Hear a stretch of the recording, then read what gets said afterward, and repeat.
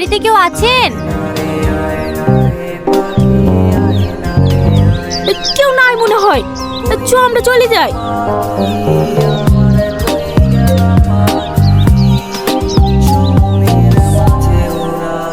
কে?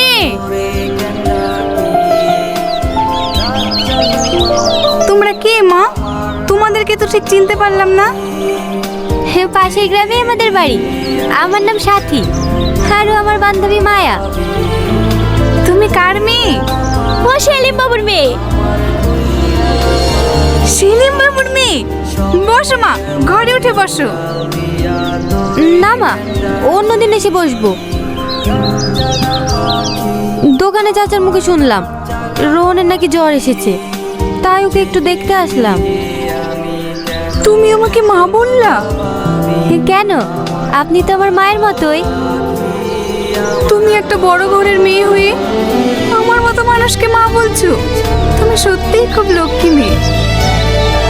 বলুন না, রোহন কোথায়? ও ঘরের ভিতরে শুয়ে আছে, সকাল থেকে কিচ্ছু খায়নি।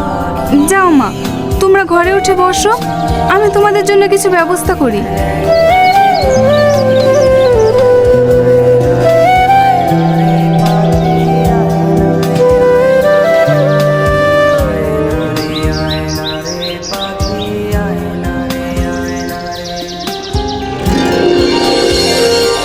তুমি এইখানে কেন?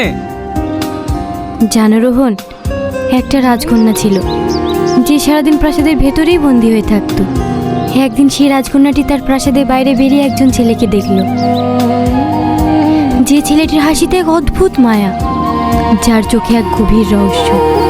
তারপর থেকেই রাজকন্যার রাতের ঘুম হারিয়ে গেল। তার শুধু মনে হতো ওই ছেলেটার চোখের দিকেই তাকিয়ে থাকলো। জানো রাজকন্যাটি কে? রাজকন্যাটি আমি। ছেলেটিকে জিজ্ঞেস করবে না? ছেলেটি তুমি।